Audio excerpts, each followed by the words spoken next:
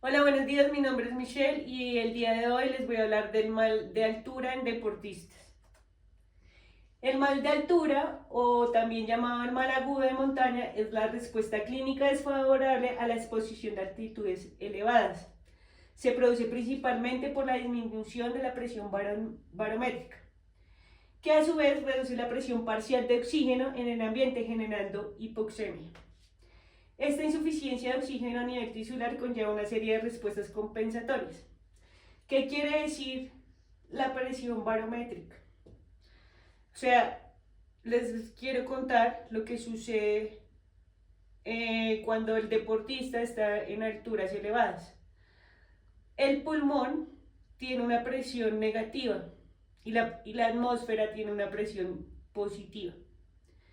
Si esto llegara cuando la persona va ascendiendo, la presión atmosférica cambia y no puede ser igual.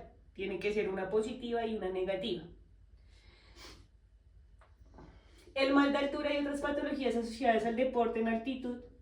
Cuando se produce el ascenso a la altura se puede producir una disminución de la capacidad física, aliento cortado, taquicardia y un patrón ventilatorio irregular por las noches, conocido como patrón Cheyne-Stokes.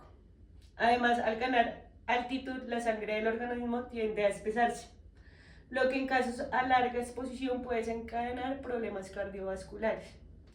El patrón, recordando lo que significa el patrón de Shake-Stone, es una combinación de un patrón respiratorio hiperneico y hipopneico.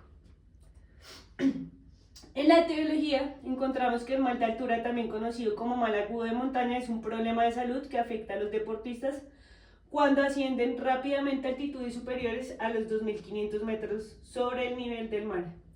Se produce por la disminución de la presión atmosférica y la reducción de oxígeno disponible, lo que puede causar síntomas como cefalea, vértigo y problemas circulatorios. Esto desencadena pues el mal de altura. Además, en estadios avanzados de la enfermedad pueden desencadenarse dolencias graves tales como el edema pulmonar y cerebral de altitud, pudiendo llegar a ser mortales. La disminución de la presión atmosférica al aumentar la altitud baja la cantidad de oxígeno que se puede captar, lo cual obliga al organismo a activar mecanismos compensatorios. Acá vemos en los efectos de la altitud en el ser humano, vemos que encontramos una altura de 3.000 metros de altura.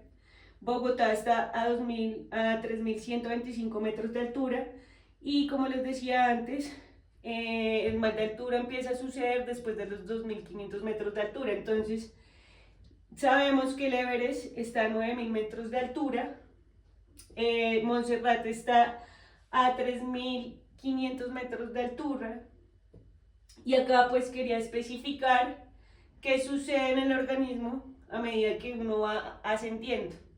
En los 3.000 metros de altura encontramos que hay un mayor cansancio. En los 4.000 metros de altura hay una dificultad para conciliar el sueño. En los 5.000 metros de altura, dolor de cabeza, climatización permanente.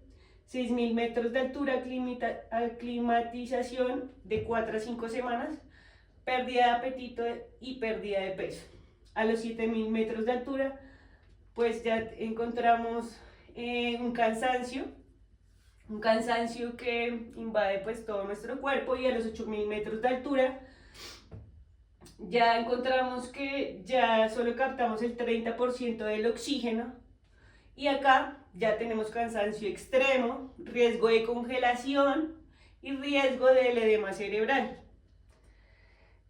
En una parte de la etiología encontramos que es importante tener en cuenta que el ritmo de ascenso hace que el ascenso demasiado rápido impida la correcta aclimatización. Los factores individuales, la variabilidad en la capacidad de adaptación, estado físico previo, historia de mal agudo y predisposición genética influyen a la aparición y gravedad de los síntomas. También vemos que influyen los factores ambientales. Condiciones climáticas adversas o esfuerzos intensos en ambientes hipoxémicos pueden agravar la respuesta. Pues en este tipo de lesión en deportistas encontramos las fases de adaptación fisiológica. La primera fase es la fase inicial, que es la fase aguda, que se da del primer día a los 3 días. En esta fase, el organismo responde de forma inmediata mediante un aumento de la frecuencia cardíaca y la frecuencia respiratoria para compensar la baja disponibilidad de oxígeno. Se activa el sistema nervioso autónomo con la liberación de catecolaminas y otros mediadores, lo que produce una respuesta compensatoria en la ventilación y la circulación.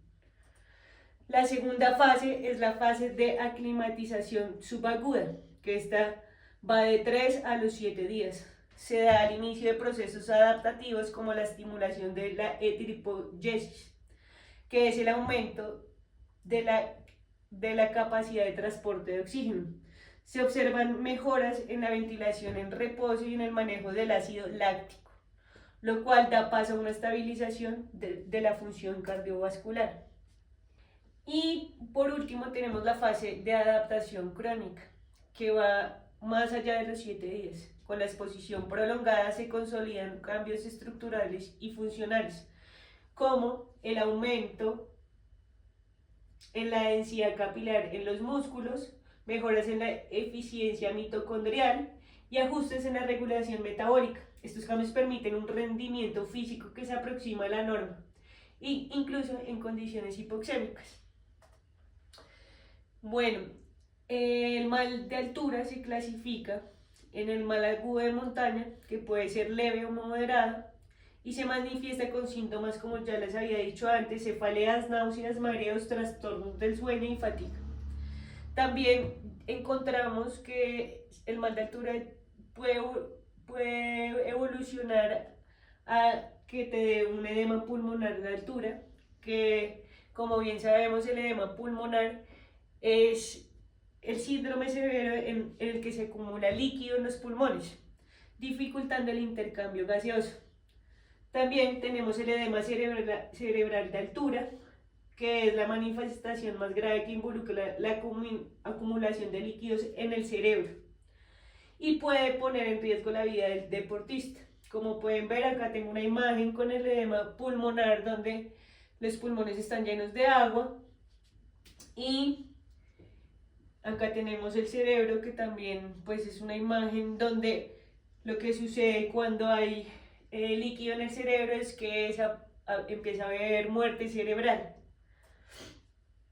Bueno, quería también comentarles acerca de cómo se debería aclimatizar una persona cuando está realizando deporte, o sea, el entrenamiento en altura. Entonces, se debe comenzar el entrenamiento antes de subir y continuar 1 a 2 semanas después de bajar. Evitar actividades nuevas en altura sin haber sido probadas a nivel del mar. Realizar seguimiento médico pedagógico continuo. Incluir descansos estratégicos e individualizados. Ascender de forma gradual para favorecer la aclimatización. Definir el objetivo del entrenamiento, resistencia o anaeróbico, para ajustar duración e intensidad. El calentamiento debe ser más largo que al nivel del mar. Respetar las fases de adaptación de 3 a 6 días, ajustando las cargas progresivamente. En altura el cuerpo se adapta incluso en reposo, por lo que las cargas deben ser progresivas. Se puede usar cámaras hipováricas para simular condiciones de altitud. Mantener una hidratación adecuada de 4 a 6 litros de agua diario sin restringir la sal. Aumentar carbohidratos y proteínas y reducir grasas para facilitar la digestión. Tomar hierro y vitamina C 1 o 2 semanas antes. Vitamina E 200-500 miligramos al día antes, y magnesio. Priorizar la recuperación, buen sueño, estiramiento, sauna, hidromasaje, etc. Usar ropa adecuada, protector solar y gafas por los cambios térmicos y radiación. Considerar factores de riesgo como la edad, la obesidad, el tabaquismo, la predisposición genética. Enseñar el uso correcto de medicamentos, como reconocer efectos adversos. Y por último, estar atentos a la cefalea, síntoma más frecuente y señal temprana del mal agudo de montaña. Bueno, el día de hoy les voy a hablar de Kevin Bocanegra. Es el caso de un joven abogado y deportista colombiano que falleció el 31 de diciembre de 2024 durante una expedición al Nevado del Tolima. Es un ejemplo trágico de las consecuencias del edema pulmonar en altitud. Según los informes, Kevin comenzó a presentar síntomas como dificultad para respirar y agotamiento extremo durante la caminata. A pesar de estos signos, su condición no fue atendida adecuadamente y falleció antes de recibir asistencia médica. Bueno, voy a hablarles de los factores predisponentes. Primero les voy a hablar de los factores físicos. Aunque Kevin era deportista, no estaba aclimatado a altitudes superiores de los 4.000 metros de altura. En los factores ambientales, la expedición se realizó en el Nevado del Tolima, que alcanza altitudes superiores a los 5.000 metros de altura, con condiciones climáticas extremas y baja presión de oxígeno. En los factores organizacionales, la falta de un guía certificado y la ausencia de protocolos de emergencia adecuados aumentaron su riesgo. La combinación de ascenso rápido, el esfuerzo físico intenso y la falta de aclimatización adecuada probablemente desencadenó el edema pulmonar de altitud. Las consecuencias físicas fue pues el fallecimiento por insuficiencia respiratoria aguda. Las consecuencias psicológicas fue el impacto emocional a los acompañantes y a la comunidad montañista. Y las consecuencias sociales fue el debate sobre la regularización y seguridad en actividades de montañismo en Colombia. Bueno, la propuesta de tratamiento desde la fisioterapia se pensó en la fase aguda, pues el objetivo sería, o sea, si Kevin Bocanegra no hubiera fallecido, este tratamiento sería el que hubiéramos usado. El objetivo hubiera sido estabilizar al paciente y revertir la hipoxemia. O sea, le hubiéramos administrado inmediatamente oxígeno suplementario. El descenso, el bajo muy rápido, lo que se le hubiera recomendado es que bajara paulatinamente. El uso de medicamentos como la nifedipina para reducir la presión arterial pulmonar. Y en la fase subaguda el objetivo hubiera sido recuperar la función pulmonar y prevenir complicaciones.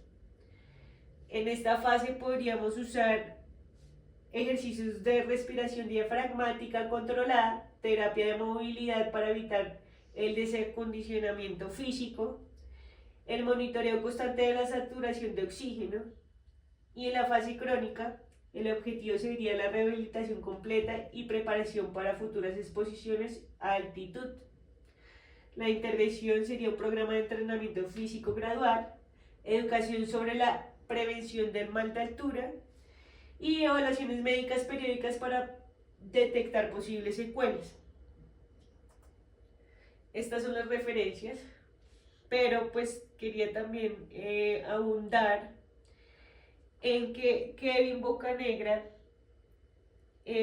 a pesar de que estaba condicionado físicamente, pues sufrió el mal de altura y lamentablemente falleció, pero la gente tiene en su mente que si usted realiza deportes, ya está totalmente preparado para subir a alturas elevadas.